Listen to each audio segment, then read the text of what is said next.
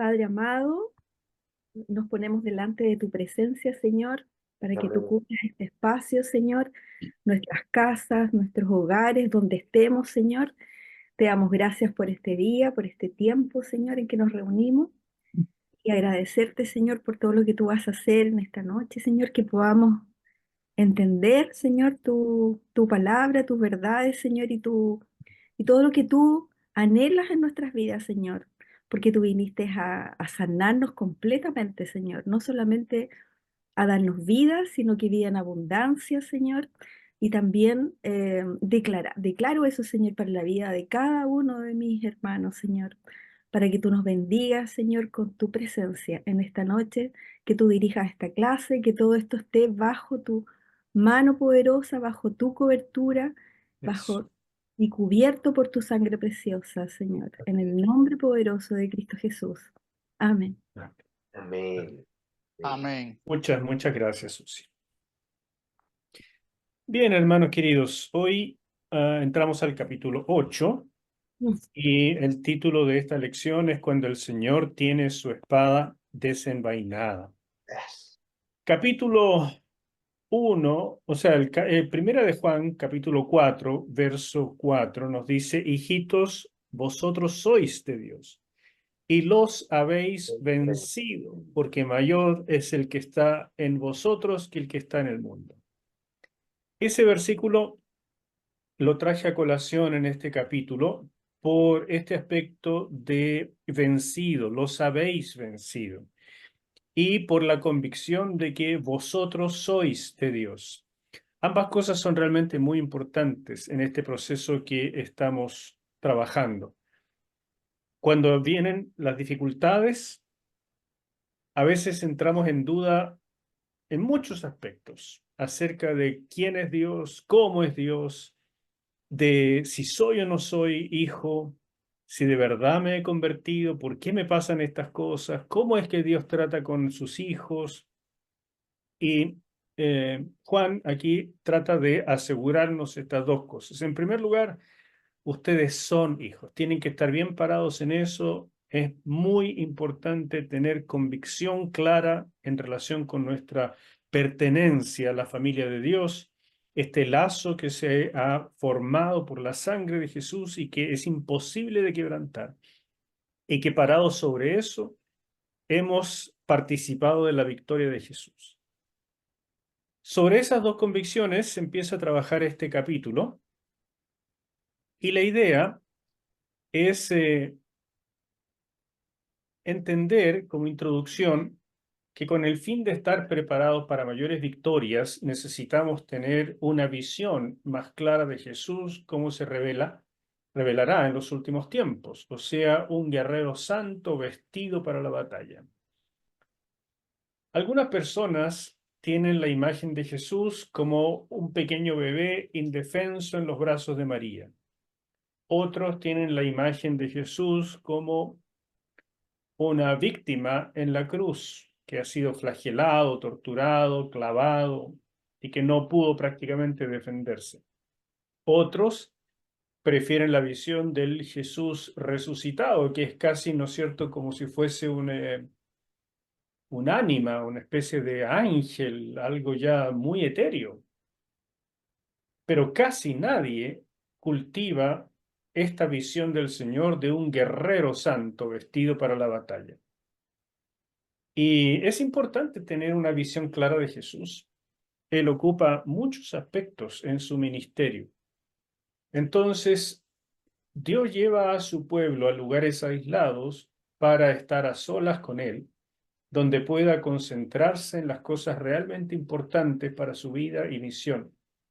Lamentablemente, esos lugares de desierto nunca son agradables. Son lugares duros, donde abunda el sufrimiento y mucha confusión. Sin embargo, Dios quiere enseñarnos lecciones muy importantes precisamente allí, donde no podemos centrar nuestra atención y esperanza sino en Él.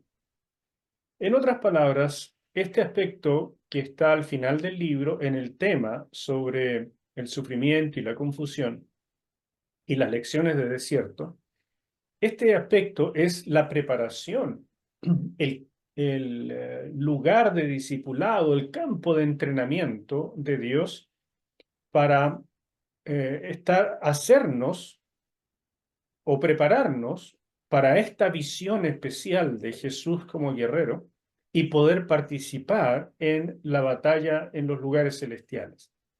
Les recuerdo que este discipulado forma parte del esquema de lucha espiritual, que comienza por la limpieza personal, el trabajo con uno mismo, y ese trabajo tiene que ver con la sanidad de los recuerdos y también con el trabajo contra espíritus inmundos, baluartes que se han levantado y que necesitamos derribar y construir contra baluartes, ¿no es cierto? Y después pasar a conocer las armas espirituales que se nos han delegado y nuestra posición en Cristo. Y por último, pasar a la guerra espiritual propiamente dicha, donde en términos individuales es necesario hacer algunos cambios y también como iglesia para formar estos batallones o falanges de oración. Todo ese es el proceso que debería seguir una congregación para transformarse en un batallón de guerra espiritual. Y eso es lo que yo pretendo hacer en mi iglesia. Y si ustedes están participando es porque tienen esa inquietud, al menos en términos personales, pero les animo a mantener en visión que esto va más allá de lo personal, tiene el objetivo de llegar hasta hacer guerra. Vamos a leer rápidamente cuáles son los objetivos de este capítulo para tener claro qué es lo que vamos a hacer. Cuando estudiamos el capítulo 7, nos centramos en los temas de intimidad con Dios y reposo. Y claro, a todo el mundo le gusta eso porque tiene mucho que ver con lo personal, con las necesidades que tenemos y entonces como que nos viene bien. O sea, vivir la experiencia que relata el Salmo 23. Pero ahora, en el capítulo 8, y a partir de las enseñanzas del capítulo 7, nos movemos a la tarea de ser usados por Dios en guerra espiritual. Y esa guerra es por el avance del reino, no solamente por alguien en particular, eh, una, ¿cómo se diría? Una victoria personal, sino ya es más algo colectivo por el avance del reino de Dios. Esa transición representa tiempos de cambio, frecuentemente teñidos de confusión. Y es esto lo que vamos a ver hoy día, esta transición donde hay cambios y hay confusión. Y yo sé que cada uno de nosotros puede dar testimonio de que en su vida han habido momentos de cambios profundos y de confusión y a veces no hemos dimensionado si en eso estuvo la mano de Dios y cuál era el propósito de lo que el Señor estaba haciendo. Por lo tanto, lo que queremos hacer hoy día es aprender algunas lecciones relacionadas, en primer lugar, a reaccionar como lo hizo Josué en el capítulo 5 del libro que lleva su nombre, y también, en segundo lugar, aprender algunas lecciones del desierto y a dimensionarlas en nuestras experiencias personales. O sea, usar nuestro pasado, lo que ya hemos experimentado, que llamamos desierto, como nos estaba compartiendo hace un momento Janet, y posteriormente, entonces, usar nuestro pasado para dimensionar esto con las lecciones que la Biblia habla acerca del desierto. Lo primero es entender, y por eso vamos a comenzar con el desierto, estas lecciones del desierto, que es el tema al final del libro. Entonces no vamos a seguir el orden del libro hoy día, sino que nos vamos a ir de atrás para adelante. Lo primero es que tenemos que entender que uno entra al desierto de dos maneras. Hay una buena manera y una mala manera. Y les pregunto, de lo que ustedes entendieron en el tema del desierto al final, ¿cuáles son esas dos maneras, la buena y la mala? ¿Quién quiere compartir algo? Obediencia y desobediencia. Muy bien, Meli. Ahora explícate un poquitito más. Tú que hiciste el curso de Antiguo 2. Que, bueno, una persona que está como siguiendo el camino del Señor en obediencia, fue definitivamente entrar a un desierto, no por haber pecado ni por alguna falta, sino porque el Señor lo está llevando allá para darle alguna lección, como para hacerlo crecer. Muy Y bien. la ¿Y desobediencia, qué pasa, Meli? ¿Y qué pasa con esa persona que se está portando bien, que está creciendo, que está en buena onda y buena relación con Dios, y el Señor lo mete en un desierto? ¿Cómo crees tú que reacciona esa persona? o sea, si venía bien de la mano del Señor, debiese permanecer fiel también durante el proceso y crecer. Debiese, ¿no es cierto? ¿Y Claro. qué es lo que tú has visto? ¿Qué es lo que pasa realmente? Que generalmente las personas empiezan a enojarse, dicen por qué el Señor me tiene acá y se la toman contra el Señor. En realidad, yo creo que es lo más común de ver. Exactamente. Y Mm. eso es porque tal vez nunca alguien les enseñó que entrar al desierto no es algo necesariamente malo. Lo que es malo es entrar de mala manera.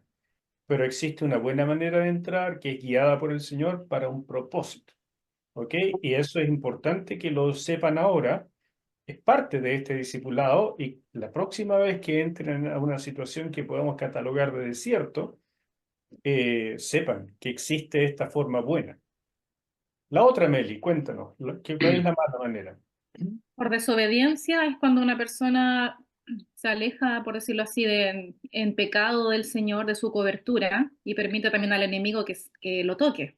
Entonces cosas en la vida van a ser removidas y a veces uno puede estar cultivando como las malas consecuencias de las decisiones que tomó.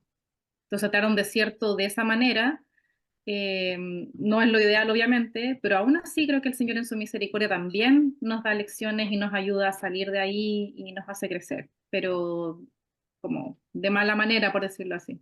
Sí. Y en la experiencia de Israel, ¿cómo Disciplina. podríamos ver eso de la buena manera y la mala manera? La buena manera sería que el Señor los sacó de Egipto y los llevó a un desierto, idealmente por 2 años para poder enseñarles, para que estuvieran con Él, para que lo vieran en medio de ellos, y luego tomar la tierra prometida. Se quedaron 38 años más por la desobediencia y por no haber creído al Señor, por haber pensado que Dios casi los había sacado para matarlos a mano del enemigo. Correctísimo. Mm. Esto que ha resumido Meli, que está al final del libro, en el capítulo, por favor subrayenlo porque es realmente importante. Y a partir de eso, el Señor ha determinado que estos números se vuelvan simbólicos de cosas importantes. 40 años que Israel estuvo en el desierto, pero de esos 40 años, 2 fueron de la buena manera, donde vieron al Señor moverse en grandes cosas para crecer extraordinariamente en la fe y estar preparados para la batalla. Pero por su incredulidad, por su desobediencia, todavía tuvieron que permanecer en los desiertos 38 años más. ¿Se fijan? Y ese número se ha vuelto simbólico, tanto el 40 como el 38. A lo mejor ustedes recuerdan cuando el Señor sanó a un hombre que llevaba 38 años enfermo. Entonces esos números a un israelita que estaba leyendo ahí no le habrían pasado así por alto, ¿no es cierto? Los pesca rapidito, porque algo quería decir. Bien, las lecciones que se aprenden en el desierto, y estas lecciones se aprenden tanto cuando uno entra de la buena manera como de la mala manera, pero de la buena manera deberían ser lecciones más cortas, más ágiles, más plenas, que edifican enormemente, mientras que de la mala manera, a decir verdad, se aprenden igual, pero con mucho más tiempo, muchas cicatrices, bueno, un montón de cosas que no quisiéramos vivir. Fíjese cómo lo dice Deuteronomio 1, 31 y 32. Y en el desierto has visto que Jehová tu Dios te ha traído como trae el hombre a su hijo, por todo el camino que habéis andado hasta llegar a este lugar. Y aún con esto no creísteis a Jehová vuestro Dios. Todas estas lecciones las vamos a sacar de Deuteronomio. Cuando Israel terminó la peregrinación de los 40 años en total, acampó en los llanos de Moab frente al Jordán para cruzar el Jordán y comenzar la conquista de Canaán con Jericó. Esa era la primera ciudad que tenían que conquistar. El primer problema era pasar el Jordán. Pero antes de todo eso, Moisés escribió el libro de Deuteronomio. Y en este libro, Moisés llevó al pueblo a través de la historia de los últimos 40 años para mostrarles algunas lecciones que ellos deberían haber atesorado en su corazón de los 40 años del desierto. La primera es esta. En el desierto se aprende a conocer a Dios como Padre. Y Dios lo dice con esas palabras. Dios te ha traído como trae el hombre a su hijo. Te ha traído de la mano, te ha provisto, te ha cuidado, nunca te ha faltado. Muchos han tratado de dañarte, pero no lo lograron porque yo te protegí. Creíste que no tendrías para comer, tuviste para comer. Creíste que te morirías de sed, tuviste agua. Los que se rebelaron murieron en el desierto, porque tu Dios es fiel. Pero no vine solamente contigo como un gran Dios que protege, sino como un padre que toma de la mano a su hijo y lo lleva por el camino. Eso es lo que dice este versículo. Aún con esto no creísteis. Eso es la declaración de Dios. Primera lección que se aprende en el desierto y que debe aprenderse, mis queridos. Si Dios te lleva a situaciones de desierto, y desierto representa escasez, problema, adversidad, miedo, incertidumbre, todo eso es la experiencia del desierto. Si por alguna razón entras a ese tiempo especial, la primera lección que el Señor espera que aprendas es que Dios está contigo como un papá y que está cerca y que está esperando que tú le mires y le estires la manito y Él te la va a tomar y te va a guiar en ese lugar hasta que sea el momento de salir. Primera lección y fundamental. Segunda lección que es vital aprender en el desierto. La relación de Dios con las posesiones materiales. En Deuteronomio 2, versos 1 al 7 dice, rodeamos el monte de Seir por mucho tiempo. Y Jehová me habló diciendo, bastante habéis rodeado este monte, volveos al norte. Y manda al pueblo, diciendo, pasando vosotros por el territorio de vuestros hermanos, los hijos de Esaú, que habitan en Seir, ellos tendrán miedo de vosotros. Mas vosotros guardaos mucho, no os metáis con ellos, porque no os daré de su tierra ni aun lo que cubre la planta de un pie, porque yo he dado por heredad a Esaú el monte de Seir. Compraréis de ellos por dinero los alimentos y comeréis, y también compraréis de ellos el agua y beberéis. Versículo 7, pues Jehová tu Dios te ha bendecido en toda obra de tus manos. Él sabe que andas por este gran desierto. Estos 40 años, Jehová tu Dios ha estado contigo y nada te ha faltado. Este pasaje es muy importante también porque estaban a punto de entrar. Ya estaban acostumbrados al desierto, se habían endurecido, ya se habían acostumbrado también a las batallas y a vencer. Aquí estaba el territorio de Esaú. ¿Por qué no tomarlo? ¿Por qué no aprovechar si estoy a este otro lado del Jordán, a lo que hoy se llama Transjordania? ¿Por qué no aprovechar también y tomo a Esaú, ¿no es cierto? Y tomo a Moab, y tomo a los amonitas, y tomo todos sus territorios, hasta el norte, hasta Basán. Y después paso el Jordán y me quedo con todo Canaán. ¿Por qué no? Si Dios va con nosotros y el Señor les dice, mira, no es así la cosa. Porque yo hice un juramento con Esaú por ser pariente, por ser hijo de Isaac. Yo hice un juramento y le di todas las tierras cercanas al monte Seir. son de él, son de Esaú, o sea, de los edomitas. Ellos son tus parientes, pero porque yo les hice juramento, ellos poseen esa tierra y no la vas a tomar tú. Porque así como yo te juré la tierra de Canaán, y sin duda la tomarás, y nadie te la podrá arrebatar, de la misma manera y con la misma fuerza yo le juré a Esaú. Por tanto, no te atrevas a tomarlo de tu hermano. Y esta lección es súper importante, porque las posesiones materiales en la vida de los cristianos son un gran desafío. Y el desierto tiene el objetivo de ayudarnos a estar contentos. Si no aprendemos a estar contentos con lo poco, nunca nos va a alcanzar cuando haya más. Si no aprendemos a ser austeros, nunca vamos a poder manejar riquezas.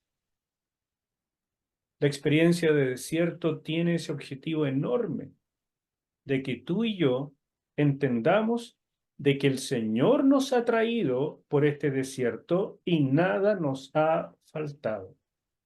Y al final de eso podemos decir, tuve hambre, tuve escasez, tuve un montón de cosas, pero en realidad nada me faltó. Tuve poco, pero nada me faltó porque mi Dios estuvo conmigo. Y ahora que tengo más, ahora que me sobra, no quiero aprender a gastar más. Quiero vivir con poco y compartir. Esa es la iglesia. Hermanos queridos, las iglesias en distintas partes del mundo tienen realidades socioeconómicas muy, muy diferentes. Y nosotros tenemos que aprender a vivir, obviamente, en el lugar donde el Señor nos puso. Pero en todas partes existe la posibilidad de ser generoso o de gastar solo en nosotros y en nuestros gustos y necesidades. En todas partes existe la posibilidad de decidir si vamos a ahorrar o vamos a compartir o vamos a gastar todo. Y esas decisiones parece que no se aprenden si no es en un desierto. ¿Me siguen? Esta es la segunda lección que debe aprenderse en esta etapa de la vida, en las etapas duras. El Señor quería que Israel las aprendiera antes de entrar a Canaán. ¿Me siguen? Por eso les estoy diciendo esto. Porque antes de poder convertirnos en guerreros listos para estar con el Jesús guerrero, tenemos que haber aprendido las lecciones del desierto. Seguimos entonces con otra lección más, que es la siguiente. Aprender qué es lo que significa la obediencia. La mayor parte de nosotros cree que la obediencia es ceñirse a las reglas, hacer lo que dice el texto, por así decir. Pero Dios espera la obediencia de corazón. Y eso es otra cosa. ¿Cómo se obedece al Señor? Deuteronomio 2, 14 al 15 dice, léelo tu reina, por favor. Y los días que anduvimos de Cades Barnea hasta cuando pasamos el arroyo de Sered fueron 38 años, hasta que se acabó toda la generación de los hombres de guerra y de en medio del campamento, como Jehová les había jurado. Y también la mano de Jehová vino sobre ellos para destruirlos de en medio del campamento, hasta acabarlos. Ok. Este pasaje, que pareciera no tener nada que ver con lo que les acabo de decir, la obediencia, tangencialmente se refiere a ella y lo hace casi en forma de una ironía. Por eso me interesa mostrárselo. Resulta que Moisés destaca esto de los 38 años hasta que se acabó toda la generación de los hombres de guerra en medio del campamento. Dice hombres de guerra, pero esto es una ironía porque estos hombres que eran adultos cuando salieron de Egipto no pelearon ni una sola batalla. En los 38 años no pelearon ni una batalla y tuvieron que morir en el desierto, aunque habían salido de Egipto para pelear la gran batalla de la conquista de Canaán. Sin embargo, sus vidas fueron desperdiciadas en ese sentido. ¿Y por qué fue eso? porque no había obediencia en sus corazones. Claro, ellos salieron de Egipto, por lo tanto obedecieron a Moisés, al líder, obedecieron las instrucciones de Dios. Ellos caminaron por donde se les decía. Ellos entraron al mar cuando se les dijo, cruzaron el mar. Uno dice, oh, es muy gente muy obediente. Pero cuando llegó el momento de obedecer al Señor en algo que realmente retaba su fe, como es entrar a la conquista de pueblos acostumbrados a la guerra, no se atrevieron y dudaron del Señor. Por lo tanto, su obediencia era simplemente a la letra, a lo que estaba enfrente, a lo que no podían decir que no. Pero en el corazón no tenían la fe necesaria para obedecer realmente. Y cuando nosotros hablamos de guerreros que están preparados para la batalla de los lugares celestiales, las batallas por el avance del reino, son hombres y mujeres que obedecen de fe, de corazón, que su fe les alcanza para creer que Dios siempre es bueno, siempre es soberano y que lo que Él dice siempre me conviene. Y cuando eso está sumamente fijo y clavado en el corazón, entonces doy pasos de una obediencia llena de esperanza y de regocijo, no una obediencia llena de susto y de quejas. Ahí está la diferencia. ¿Cómo saber si la obediencia es de corazón? Cuando uno avanza con regocijo. No lo sabe todo, pero tiene esperanza, tiene fe. ¿Cómo saber si la obediencia no es de corazón? Cuando hacemos lo que hay que hacer porque no queda otra, pero por dentro hay quejas, hay rumores, hay miedos, hay tanta cosa que no permite el mover del Espíritu Santo. Y creo que esta es la última lección que les voy a trabajar en el comentario a Deuteronomio y en el curso Antiguo Testamento 2. Ustedes pueden ver este tema bastante más amplio, pero aquí para este curso solamente busqué las lecciones que me parecen más importantes, que son más frecuentes. La última lección que necesitaban aprender de manera muy precisa era cuál es la relación de Dios y la guerra. En Deuteronomio 2:36 nos dice: desde Aroer, que está junto a la ribera del arroyo de Arnón, y la ciudad que está en el valle, hasta Galaad, no hubo ciudad que escapase de nosotros. Todas las entregó Jehová nuestro Dios en nuestro poder. Este es un resumen. Moisés está haciendo un resumen después de los 40 años. Ya todos los padres, toda la generación que salió de Egipto siendo adultos, murió en el desierto. Eso fue, y eso ya se había acabado, porque Dios es fiel a su palabra y eso ya pasó. Entonces, esta conquista de acá la realizó la generación joven, la que salió de Egipto siendo niños y que ahora tendrían entre 45 y 65, no, entre 45 y 60 años. Esa es la generación de ahora. Entonces no son, como diríamos, sumamente jóvenes, no son jovencitos de 20, de 25, de 30 años. No, son hombres y mujeres ya hechos y derechos y que han formado familia y que tienen sus propios hijos. Y son ellos los que han peleado estas batallas. Y el testimonio es que desde acá hasta acá no hubo ninguna ciudad que escapase de nosotros. O sea, Dios cuando promete que nos dará victoria en la guerra, realmente cumple. Es el testimonio de la generación que sus padres dijeron: nos ha traído Dios hasta acá para que muramos en el desierto y para que nuestros hijos sean capturados y sean presa de los enemigos. Y resulta que fue todo lo contrario. Esos padres incrédulos murieron en el desierto y sus hijos ahora están dando testimonio de que en verdad pueden conquistarlo todo cuando Dios está con ellos. Y lo mismo en Deuteronomio 3:11, porque únicamente Og, rey de Basán, había quedado del resto de los gigantes. Su cama, una cama de hierro, no está en Rabá de los hijos de Amón. La longitud de ella es de 9 codos y su anchura de 4 codos, según el codo de un hombre. ¿Alguien sabe cuánto es el largo de un codo? 45. Generalmente 45, pero hay algunas personas que han ido haciendo estudios y hoy en día se piensa más bien que un codo estaba más cerca de los 50, 51 centímetros. Así que cerremos en 50. ¿Cuántos son 9 por 50? ¿Cuánto es 9 por 5? 45. 45, ¿no es cierto? Entonces son 4 metros y medio.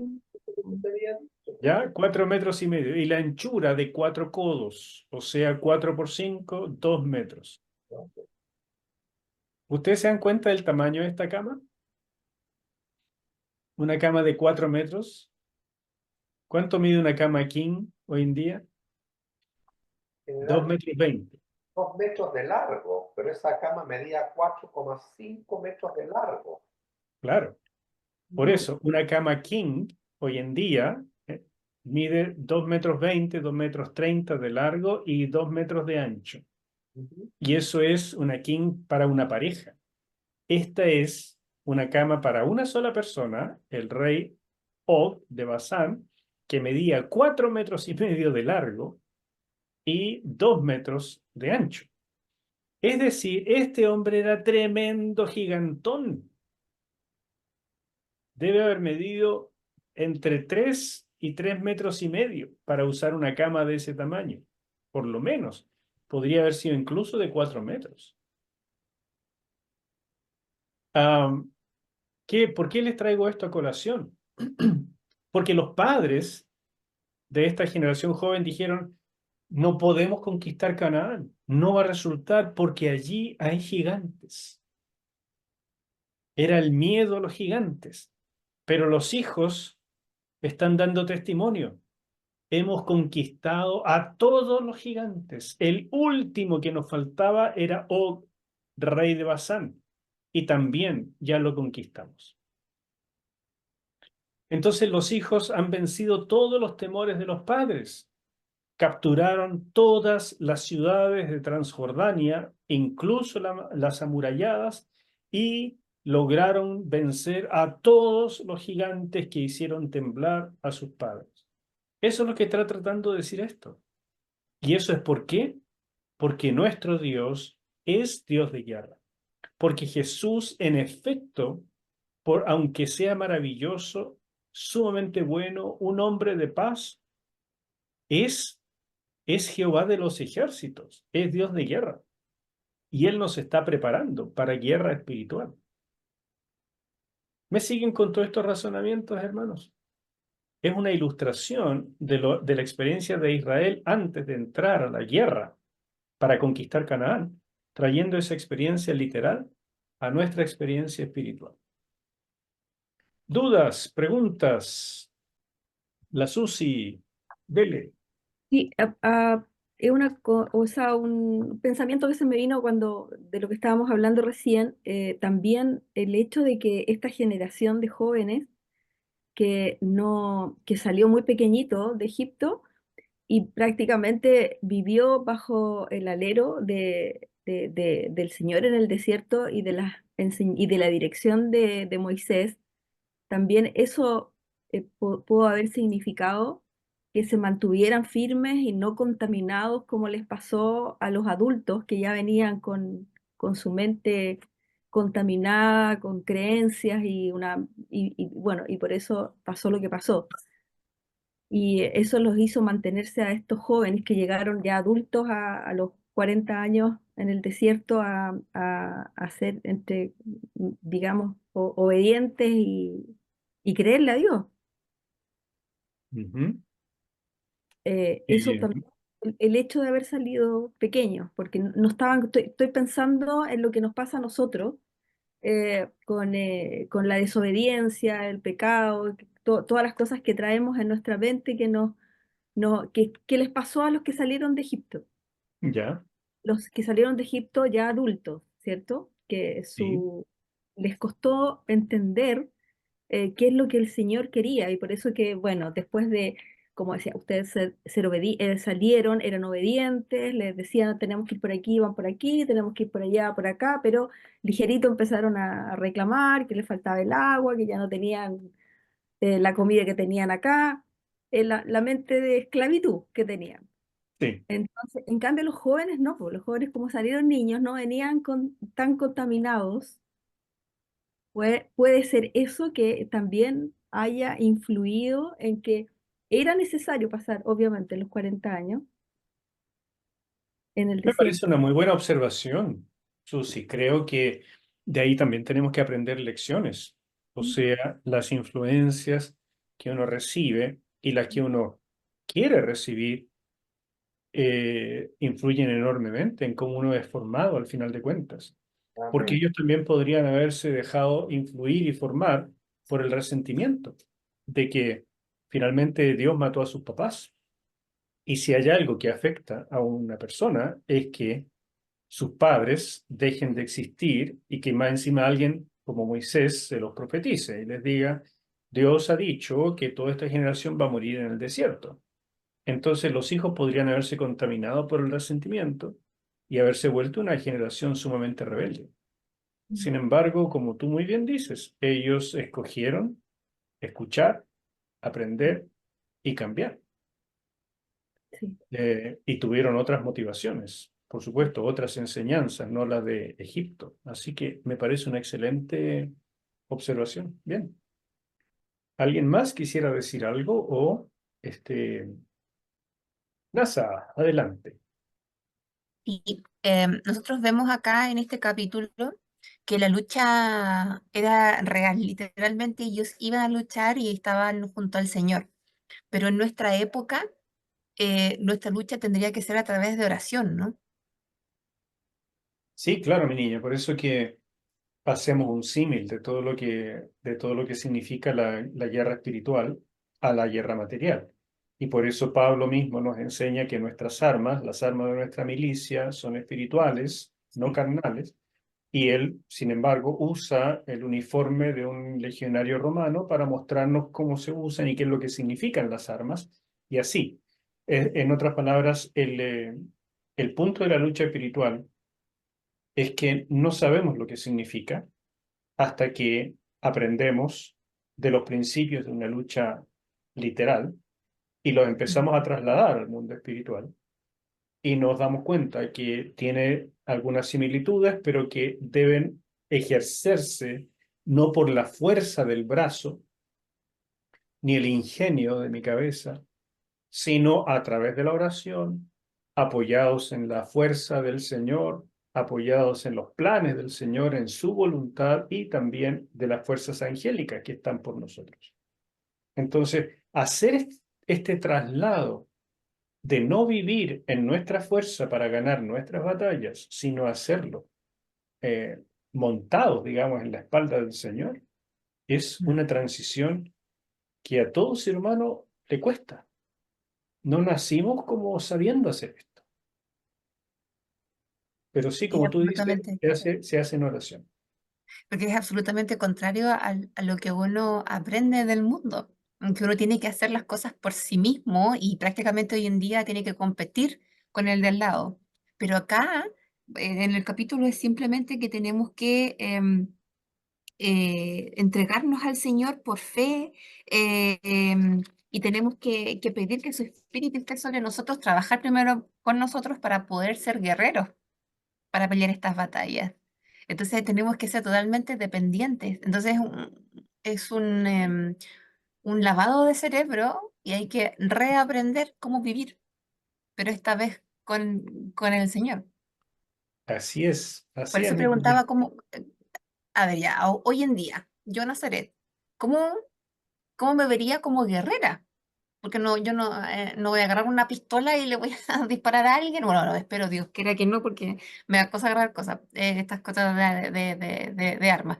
Pero sí hay que hacer una lucha en el mundo espiritual, que estamos llamados a eso. Entonces, no sé si era como una pregunta, comentario lo que quería decir, porque no me imaginaba a mí misma concretamente cómo hacer esa lucha. Pero ¿sabes lo que pasa, Nasa? Que yo creo que ¿Mm? tú levantaste un tema que es genial en el fondo, porque, por ejemplo, el Señor Jesús nos dijo que fuéramos hombres y mujeres de paz. Incluso dio una bienaventuranza para los hombres y mujeres de paz, que llevan la paz. ¿No es cierto? Entonces, Él mismo nos enseñó a poner la otra mejilla cuando somos golpeados. Entonces, ¿cómo hablamos ahora de guerra? De guerra espiritual. Y la razón de esto es que existe una guerra en los lugares celestiales y que la iglesia está involucrada en ella, de guste o no. Por tanto, tenemos que primero entender que el Señor quiere limpiarnos de todo lo que tenemos anteriores y que Él quiere sacar de nosotros una nueva persona que se parezca a Cristo. Eso ya es una batalla, porque hay alguien que está en oposición a eso. Y en segundo lugar, el avance del reino también es una batalla. Y el Señor lo ilustró como, por ejemplo, que las puertas del Hades no prevalecerán contra la iglesia, contra el embate de la iglesia, el ariete de la iglesia. Entonces, hay una batalla por la extensión del reino, no se va a hacer solo. Y esa batalla es de orden espiritual. Por tanto, necesitamos aprender que existe un nivel de guerra que no vemos con los ojos, que no estamos acostumbrados. Y solamente para que nos suene un poco parecido y así hacer los símiles, es que tanto en el Antiguo como en el Nuevo Testamento se usan los ejemplos de guerras de la época.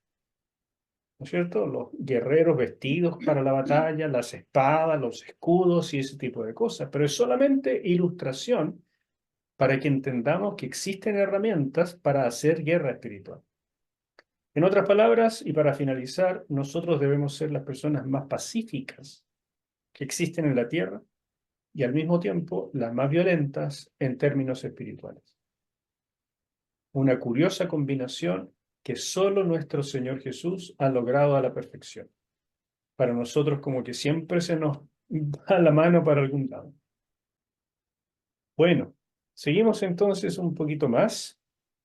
Aprende a reconocer que Jesús está a tu favor. Cuando uno anda por el desierto, como nos dijo muy bien la Meli, la sensación es de que Dios me abandonó. La sensación es que tengo que valerme por mis propias fuerzas, de que voy solo y de que en verdad no estoy ni siquiera seguro de si Dios existe. Pero lo que este libro trata de mostrarnos es que ese es el momento de aprender a reconocer a este Jesús vestido para la batalla y con la espada en la mano. Y ahí está el caso de Josué. Dice, la experiencia de Josué justo antes de la conquista de Jericó fue la siguiente. Estando Josué cerca de Jericó, alzó sus ojos y vio un varón que estaba delante de él, el cual tenía una espada desenvainada en su mano. Y Josué, yendo hacia él, le dijo, ¿eres de los nuestros o de nuestros enemigos? Esto ya aparece en el libro de Josué. Los 40 años habían pasado. Moisés había muerto. Estaba Josué designado como el nuevo líder y tenía que guiar a Israel en la batalla. Él había guiado batallas, era un general experimentado y no era nada un jovencito. Este hombre ya tenía, no sé, cerca de 80 años, tal vez 70 por lo menos. Resulta que su primer desafío fue cruzar el Jordán, y en la época en que tenían que cruzarlo, el Jordán estaba crecido, por lo tanto era peligroso para el ganado, peligroso para los niños, para la gente, y Dios hizo un milagro extraordinario. Dividió el Jordán, así como había dividido el Mar Rojo cuando salieron de Egipto, y eso fue la primera forma clara de parte de Dios de mostrarle al pueblo que Josué era verdaderamente el reemplazante de Moisés. Así es que todo el pueblo iba muy entusiasmado. La gente creía que Dios estaba con ellos y que Josué era el verdadero líder y que Dios estaba con Josué. Pero ya habían cruzado el Jordán y la primera ciudad que Dios le había dicho que debían conquistar era Jericó, pero Jericó era una ciudad amurallada, era una ciudad grande, era una ciudad importante en aquella época.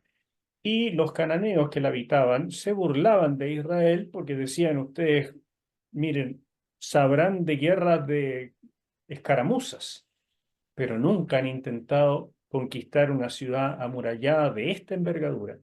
Y por lo tanto no tienen arietes, no tienen ni una cosa. Van a pasar años, se van a aburrir, se van a morir de hambre antes que nos conquisten. Y Josué estaba solo pensando en todas esas cosas la noche anterior, tal vez, o poco antes, descansando también porque se habían tenido que circuncidar los que por alguna razón no se circuncidaron en el desierto, y eso nos muestra un bache que había en todo esto porque no cumplieron una orden muy clara de la ley. Entonces, después de la circuncisión tenían que pasar por lo menos 3 días hasta que estuvieran en condiciones de siquiera caminar y por lo tanto de hacer guerra. Y Josué andaba paseando cerca del campamento donde tiene esta visión. Eso es para ponerlos en contexto. Y de pronto se encuentra con este personaje que tiene una espada. Y Josué, yendo hacia él, le dice, ¿eres de los nuestros o de nuestros enemigos? Yo me imagino a Josué ya sacando prácticamente su espada, haciendo esta pregunta. ¿Eres de los nuestros porque no te reconozco, tu uniforme no me es conocido? ¿O de nuestros enemigos porque en ese caso eres un espía y aquí mismo nos enfrentamos? Y esa situación es la que nos va a ayudar. Porque Josué tenía toda la duda que les acabo de plantear. Los hombres estaban recién circuncidados. La ciudad de Jericó era prácticamente inexpugnable. Tenía el apoyo del Señor, pero no sabía lo que iba a pasar. El pueblo no debía desanimarse en esta primera batalla. Tenía que tener una conquista, una victoria resonante para producir el ánimo necesario para lo que seguía. Y en todo ese ambiente, después de 40 años de desierto, mis queridos, hay muchas preguntas y muchas confusiones. Y de eso se trata esto. De pronto vemos al Señor vestido para la batalla y no estamos tan seguros si está a favor de nosotros o en nuestra contra. Y aparece este principio, que es el único de este capítulo. Es curioso y frecuente que justo antes del mover de Dios, muchos se asombran y llegan a no estar muy seguros de si Dios está ayudándolos o en su contra. El Señor se ve confrontándonos en forma demasiado intensa, muy diferente de lo que nos han enseñado o de lo que estamos acostumbrados. ¿Me siguen? Este es el principio que ocurre cuando la iglesia logra avanzar un poco, cuando la iglesia siente que Dios la respalda, cuando se atreve a dar pasos de conquista y en efecto parece que vamos bien, pero se produce al mismo tiempo esta confusión. Una espada desenvainada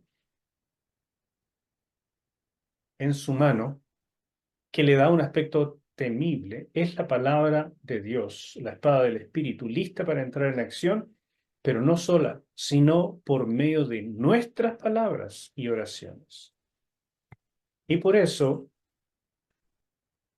antes de que la espada de Dios salga de tu boca, debe pasar primero por tu corazón. Estas son citas de su libro. El Señor debe confrontar los baluartes de temor en nuestro interior antes de que seamos efectivos contra el enemigo en los campos de batalla espiritual. Fíjense que la siguiente instrucción que el Señor le iba a dar a Josué para transmitirla a los hombres de guerra era dar vueltas a Jericó 7 veces y después 7 veces seguidas, y ahí recién empezar a gritar. Y tenían que hacerlo con el arca del pacto delante. Y por esos 7 días recibirían burlas, no sé si a lo mejor hasta piedrazos del muro, pero ellos tenían que seguir. Y no parecía una estrategia muy inteligente, ni parecía algo que se hubiera hecho antes, pero tenían que creer la palabra de Dios, porque antes de que esté lista para salir en batalla, tiene que haber pasado por el corazón. La obediencia tiene que ser de corazón, de fe. Y eso es lo que estaba ocurriendo acá.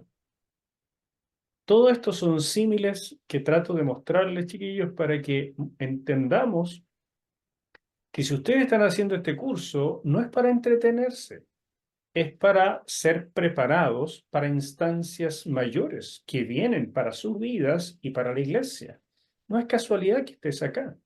Y si te empieza a dar miedo, ¿para qué cosas te va a usar el Señor? Te aconsejo que no sigas este curso, porque este curso te va a llevar, te lo prometo, te va a llevar a instancias de batalla espiritual. Así es que para que puedas vivir esto, es necesario derribar algunos baluartes bien específicos. Ya vimos antes el del orgullo, el del temor, el de la falta de fe o incredulidad. Y hay varios específicos que Dios estaba rompiendo en la gente de Israel y que va a romper en nosotros para poder avanzar. La dimensión de Jesús como guerrero es tan diferente de la que estamos acostumbrados que casi no podemos imaginarlo vestido para la batalla y con un grito de guerra en sus labios. Como dice el profeta Isaías, Jehová saldrá como gigante, como hombre de guerra, despertará celo, gritará, voceará, se esforzará sobre sus enemigos. Es la visión de Isaías de lo que vemos también en Apocalipsis, cuando el Señor viene montando un caballo blanco con la espada y todas sus túnicas empapadas en sangre. Cuesta imaginarse a Jesús en esa manera, pero es la imagen de un guerrero, de alguien que va a conquistar y finalmente va a derrotar a todos los poderes que se le oponen. Josué sabía lo que era la intimidad con Dios. Esto es importante. Josué no era un corderito, un pichón en las cosas espirituales. Anduvo 40 años con el maestro de maestros, con Moisés. Lo escuchó de primera mano decir cosas, escribir las leyes. Lo acompañó en las grandes cosas que tuvo que hacer, como subir al monte a recibir la ley. Seguro, Moisés mismo le enseñó a orar, a tener devoción. O sea, él sabía lo que era la intimidad con Dios, pero a pesar de ello, cuando vio al Señor con la espada desenvainada, se confundió. Y eso, mis queridos, es interesante. Él vio a este personaje y no sabía si estaba a su favor o en contra, no sabía siquiera quién era. Por primera vez estaba viendo al Señor ataviado para guiar en persona a su pueblo en batalla. La promesa de victoria estaba, como dice Deuteronomio 9:1. ¿No es cierto? Ustedes lo leen ahí. Pero ahora vería a Israel hacer cosas imposibles por medio del poder de Dios. Era un cambio. Tanto Josué como el pueblo se asustaron, pero estaban más que preparados, o más preparados que nunca para ese momento. El tiempo en el desierto los había entrenado para la guerra santa, porque allí aprendieron a depender de Dios y solo de Él. Los tiempos de desierto en la vida son entrenamientos para la guerra espiritual. Y precisamente como nos preguntaba Nazaret, ¿cómo me veo yo? ¿Cómo se ven ustedes como guerreros? Bueno, básicamente como este pueblo de Israel, cuya primera batalla fue caminar simplemente alrededor de Jericó, hacer lo que Dios le dijo con obediencia, gritar cuando Dios le dijo que gritara y ver la mano de Dios derribando los muros. Después, simplemente avanzar y conquistar. Eso es la guerra espiritual en términos muy gráficos. No es algo que nosotros hacemos, no tenemos que empezar a entrenarnos en esgrima, no necesitamos comprarnos un chaleco antibalas, no tenemos que comprar una ametralladora UCI, nada de eso. Simplemente crecer en esta fe que hace lo que el Señor nos ordena y proclama con la fuerza de un guerrero, las verdades que están atesoradas en el corazón. Eso es la guerra espiritual. Pero llegar a ese nivel requiere haber pasado por el desierto. Y les aseguro que no es algo que logra un creyente recién convertido. ¿Me siguen hasta ahí? ¿Alguien quiere comentar algo o preguntar? Sí, pastor. Cuando usted decía, Adelante. sí, cuando usted decía que al pueblo de Israel podía ser objeto de burla, yo prácticamente me ponía ahí, porque cuando uno está en un desierto, puede encontrarse con personas que hacen burla de la fe de uno. Así es. Y entonces, déjeme decirle que este capítulo yo lo leí, me paraba, leía, oraba, y casi en toda esta parte que me tocaba decía amén, amén. Tuve que pararme y orar y darle gracias al Señor por los desiertos y por el desierto que estamos pasando actualmente, porque estamos en uno fuerte, mi esposo y yo. Y entonces le daba gracias porque he podido ver la mano poderosa del Señor y gritarle a Él creo que un día di el testimonio de lo que nos pasó y todo, pero ha sido algo tan lindo y poder decir que estamos en un desierto y que es algo bonito, es viendo la mano del Señor día a día y no quererlo cambiar por nada, Gloria a Dios. porque es algo que usted ve la grandeza de Dios en cada paso que damos. Entonces hay que darle gracias a Dios por los desiertos. Hermoso testimonio, mi hermana querida. Algo grande está haciendo el Señor con ustedes, los está preparando. Me alegra que este curso le ayude a entender que tiene propósito, que no es Amén. simplemente aguantar. Sí. ¿Alguien más quisiera comentar o decir algo? Mario, adelante. Sí, ¿qué tal? ¿Cómo están? Justo me robó las palabras de la boca, Pastor Enzo, cuando estabas hablando de que no es casualidad que estamos en este curso. Yo he recibido más ataques del enemigo que nunca en mi vida estas últimas semanas, especialmente esta que pasó. Y les cuento uno de ellos, el más fuerte posiblemente.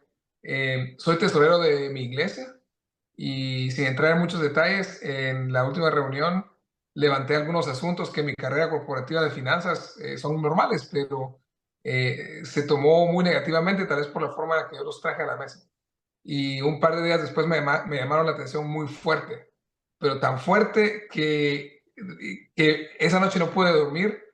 Me pasaban ideas locas por la cabeza que voy a dejar mi congregación, voy a hacer esto, voy a hacer lo otro, y me di cuenta y me recordé, no, para ahí, estoy tomando este curso de derribando, vamos a ver qué puedo aplicar. Empecé a declarar la palabra, empecé saqué el libro, me puse a leerlo y empecé especialmente el versículo de someterme a Dios, resistir al demonio y él va a huir de mí.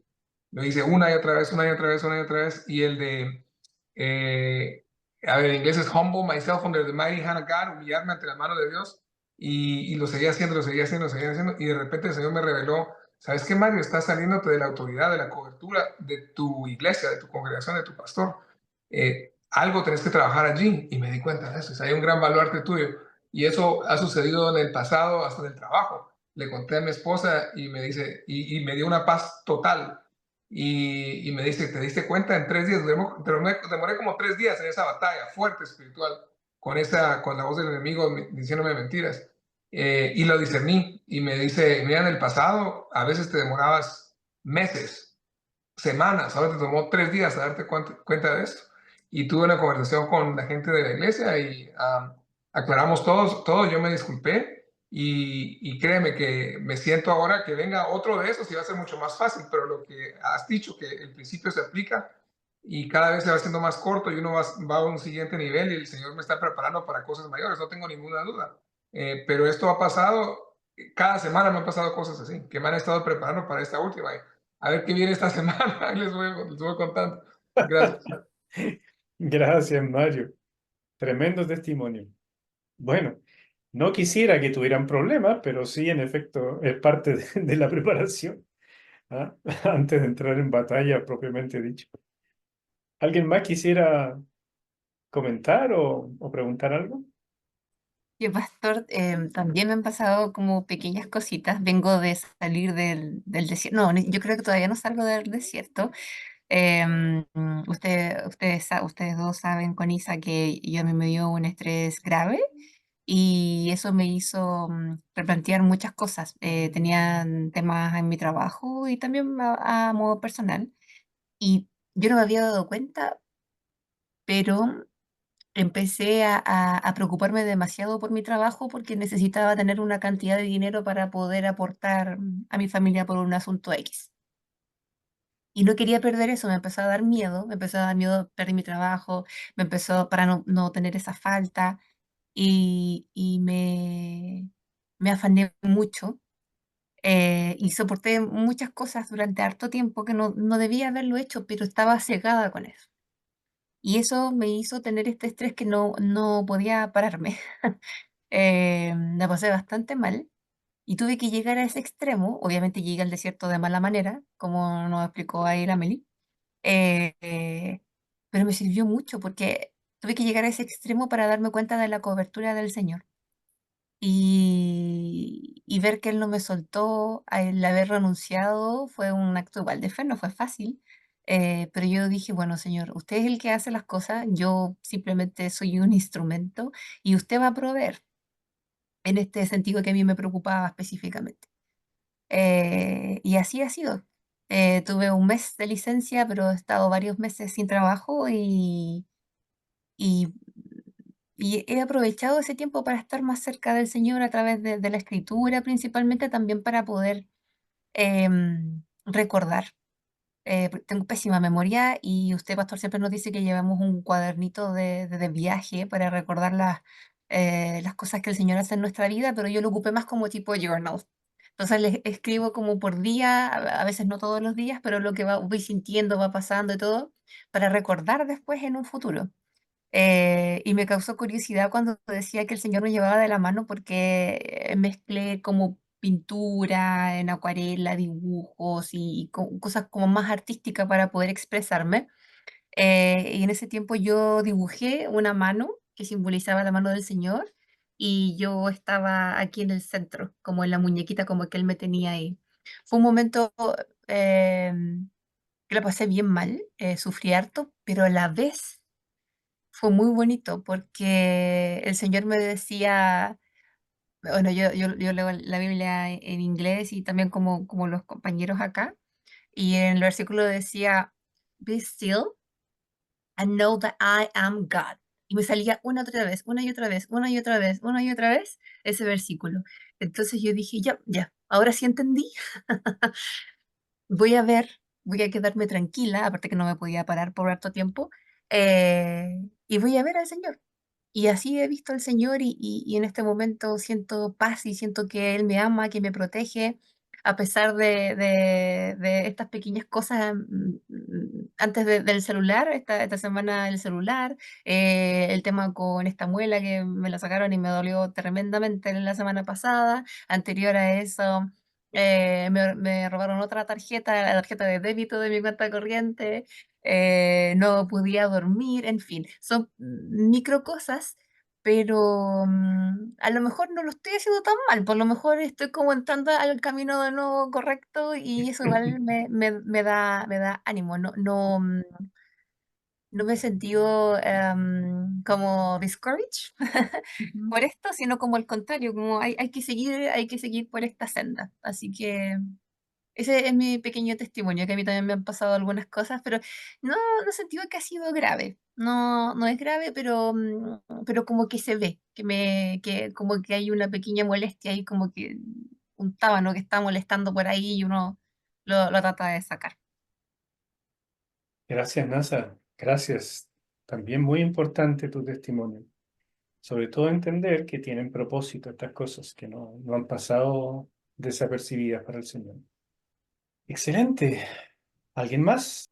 Yo, pastor, yo quería decirle que comencé con las oraciones que usted recomendó de la página 43 del libro de Derribando los Baluartes y escogí 4 oraciones y las leo todos los días en las mañanas antes de salir de mi casa y antes de acostarme. La, la oración número 7, la 8, la 9 y la 11.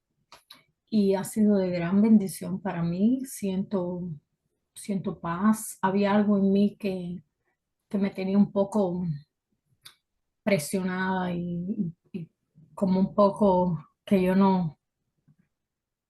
no, yo sabía que tenía que derribar ese baluarte.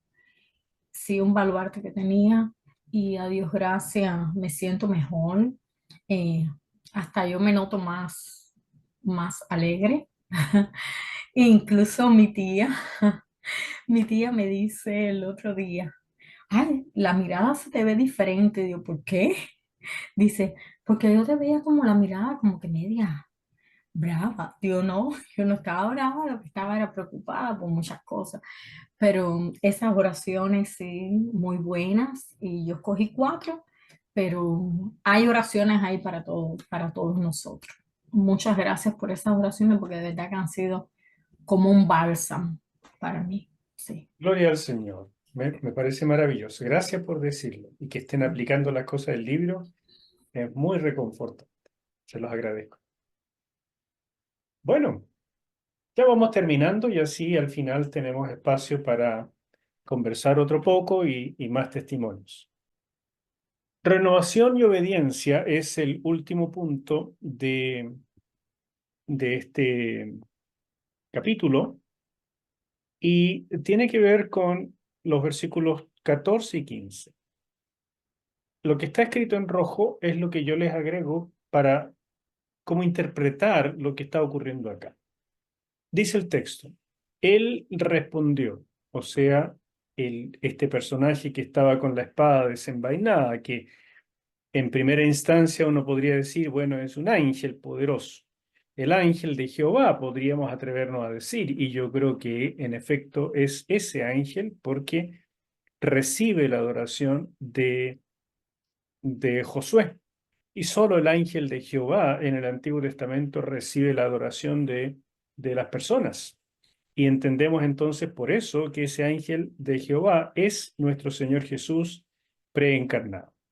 Bueno, él respondió no cuando Josué le preguntó, ¿eres de los nuestros o de los otros? Y él le dijo, no. O sea, podría haberle dicho, no, no soy de los otros. O podría haberle dicho, no, no soy de los tuyos. No, pero le dijo no nomás.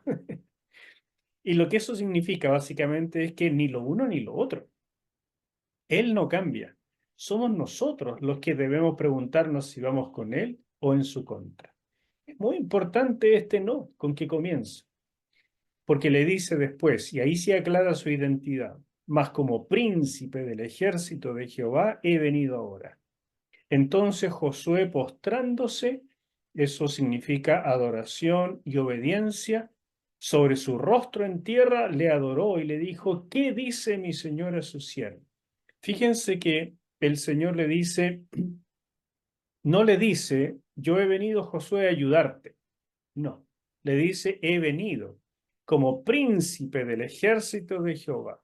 O sea, yo voy a guiar este asunto. Tú, Josué, me sigues. Y para poder seguirlo, Josué lo entendió muy bien, se postró, que es, como les dije, el signo de la adoración y estar listo para la obediencia. Y por tanto, aquí lo aclara mucho más la pregunta, ¿qué dice mi Señor a su siervo? Ahí está su misión, a su voluntad, buscar instrucciones o revelación.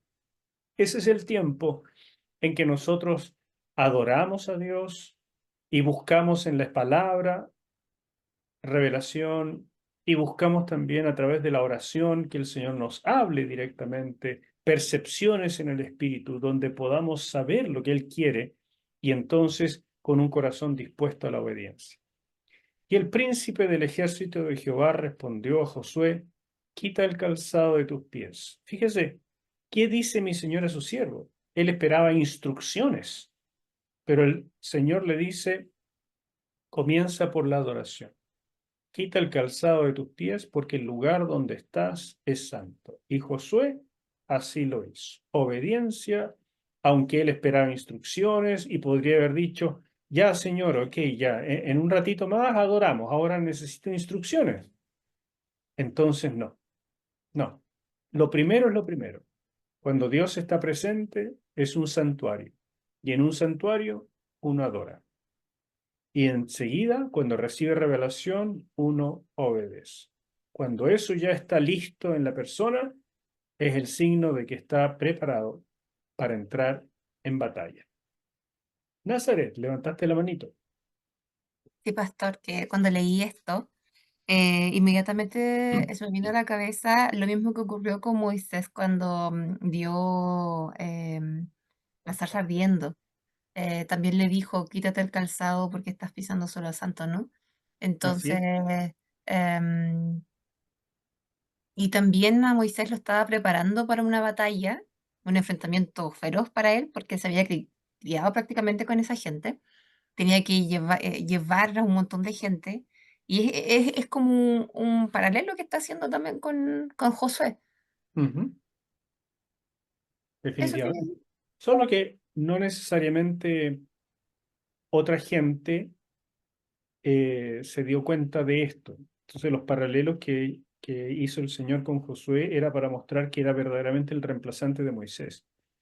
Pero como tú bien dices, así como Moisés estaba solo, cuando el Señor le dijo, quítate el calzado delante de la zarza ardiente, así también en este caso Josué estaba solo. Y fue un momento para él, no tanto para mostrar al pueblo, sino para él, de que Dios estaba con él y a favor de él, pero que en realidad era él el que tenía que seguir al Señor y no al revés. Ese es un tema muy importante, hermanos, que se aprende en el desierto. En el desierto uno aprende de sumisión, ahí se acaba el orgullo, porque ya ¿de qué me puedo enorgullecer si he fracasado, he tenido problemas, estoy pobre, estoy enfermo, qué sé yo? En el desierto es cuando uno deja el orgullo y empieza la dependencia. Y es un paso vital para ser un guerrero en la lucha por la extensión del reino. Espero que estos principios, mis hermanos, queden grabados en sus corazones y no se olviden. Y así terminamos la clase de hoy. Y por último, les tengo esta imagen donde les mando a través del PDF que ustedes recibieron estos links. En estos links ustedes pueden bajar estas dos series, no sé si alguien lo habrá hecho ya. Una que es acerca de sanidad divina y en su momento tuvo esta carátula cuando se entregaba en la iglesia, y otra que es más antigua que esta serie, me refiero a series de mensajes en audio que se llama Desilusión con Dios. Una serie de mensajes, esta es mucho más cortita, que prediqué en la iglesia después de haber salido yo de un desierto realmente muy pesado en mi vida. Y parte de las lecciones que aprendí en ese desierto las prediqué en esta serie. Entonces, se las comparto. Ahí están, bájenlas por favor. Y ahora que tienen un poco más de tiempo, porque esta semana que viene no tendremos clases y por lo tanto aprovechen el tiempo de leer los artículos que mandé y también estas series, por lo menos avanzar en escucharlas. Es un regalo, si el que la quiere escuchar bien y el que no, no hay problema, seguimos siendo amigos. Y termina la clase, como siempre, pidiéndole que lean. Capítulo siguiente, memoricen, contesten, encuentren los principios y lean los artículos y en este caso también escuchar las dos series. ¿Preguntas o comentarios al final de este tiempo?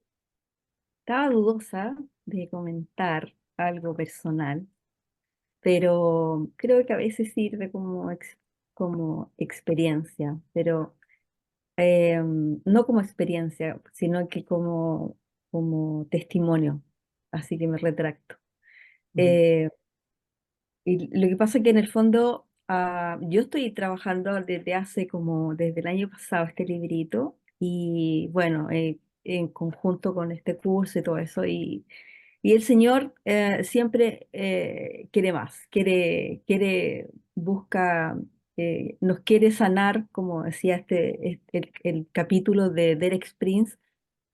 Decía que lo que nos pidió que leyéramos, decía que el Señor no solamente vino a sanarnos, o sea, a darnos la salvación, sino que a sanarnos completamente nuestro cuerpo, nuestra mente, nuestra alma. Y todo es fácil de ver, pero el alma y la mente es lo más difícil que tratar en el ser humano. Y todas esas cosas que nos dañan y esas cosas que nos han dañado, dañamos consciente e inconscientemente. Entonces, el Señor ha ido trabajando conmigo y escudriñando mi pasado de una manera impresionante y llevándome a situaciones mucho más profundas y ha sido bueno, porque eso me ha ayudado a verlo a Él, porque me ha costado mucho ver a Dios como mi papá. Es un temazo para mí. Porque, como decía hoy día la clase, una cosa es que el pueblo de Dios obedezca a Dios, como estos hombres que salieron de Egipto y decían había que ir para allá, iban, pero su corazón no estaba con Dios. Lo mismo pasa como yo veo a Dios. O sea, una cosa es decir, sí, es mi padre, Él dio su vida por mí, pagó por todos mis pecados, los pasados, presentes y futuros, pero una cosa es declararlo y otra cosa es vivirlo. Y eso ha sido un antes y un después, porque sé que hay más. Entonces, eh, eh, lograr entender, en el fondo he tenido como conversaciones, así como eh, conversaciones, no, ¿cómo lo digo? No son conversaciones establecidas como las que uno espera o como las que uno escucha en las oraciones, sino que con conversaciones genuinas con el Señor en el sentido de que me he mostrado tal cual soy y le he reclamado cosas que me pasaron. Entonces, yo soy hija única, fui hija natural, por lo tanto no viví con mi papá. Y tuve experiencias de figuras paternas muy heavy, muy feas. Entonces, por ningún lado logré tener esa imagen de papá. Entonces, como que entendí un montón de cosas hoy día de, de que primero tengo que sanarme yo y el Señor entiende las quejas. Eh, el Señor eh, es capaz de, o sea, el Señor entiende que yo pueda llegar a Él quejándome y reclamando.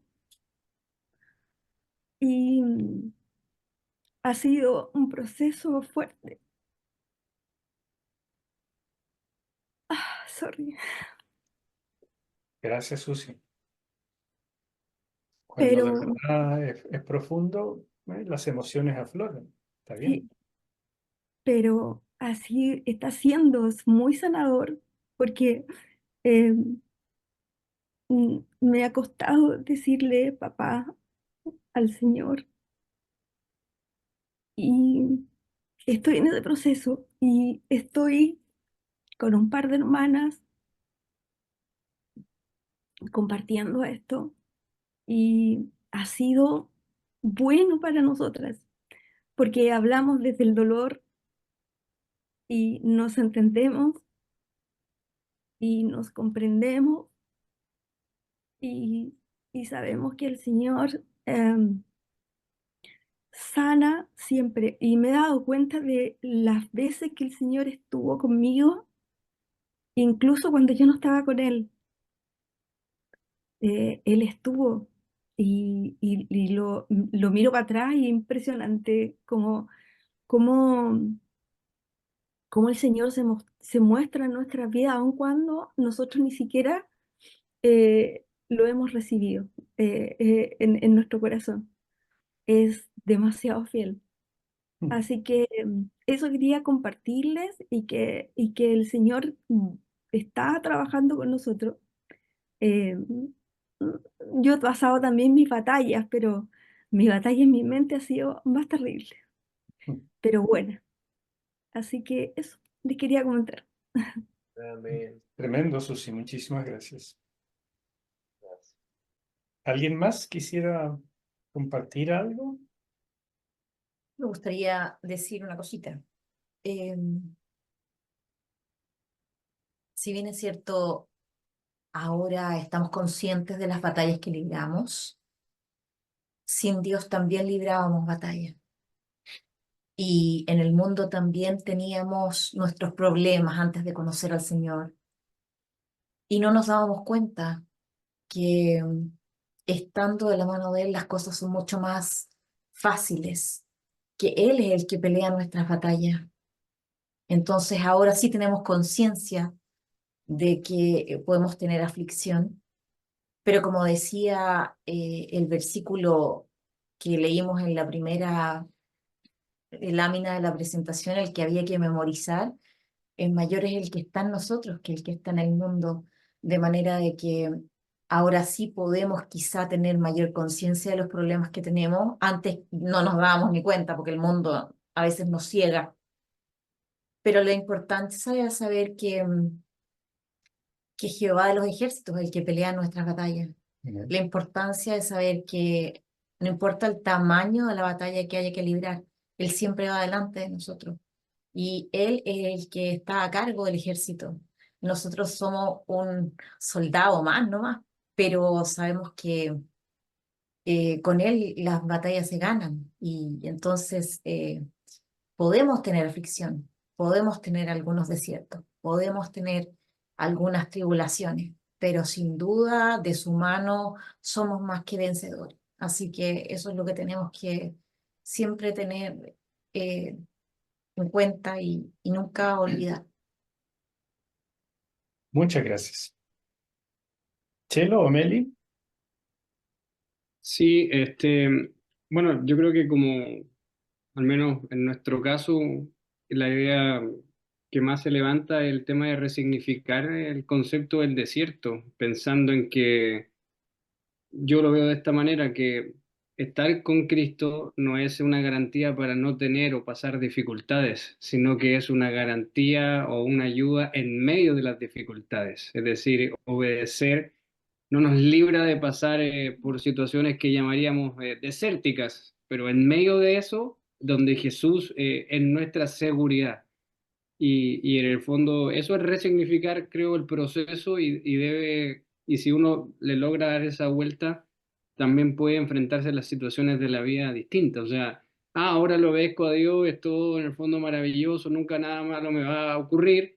La lógica no funciona así, de tal manera que para Dios es, aún en medio de esa dificultad, yo soy tu seguridad. Y eso es súper interesante entenderlo porque es parte de nuestro proceso de crecimiento al final. Eso. Muchas gracias, Chelo. Muy lindo aporte. ¿Alguien más? Parece que ya todos han dicho algo o sea, lo que querían compartir. Y la clase terminó. Así que el Señor les bendiga. Disfruten los artículos. Son muy lindos los artículos que les mandé esta semana. Y los audios también. Eso. Gracias. Muchas gracias. Dios les bendiga. Chao. Disfruten su Señores, feriado. nos vemos. Descansen. Chao. Yes, Cuídense. Chao. yes.